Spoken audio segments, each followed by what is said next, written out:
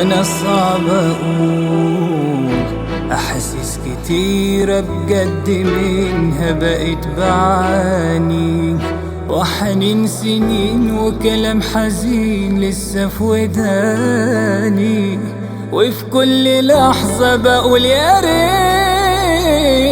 ما فارقتكم. صدمة مش عارف ازاي اتكلم او حتى احكيها، والدمعة اللي في عيني مش عارف اداريها. صدمة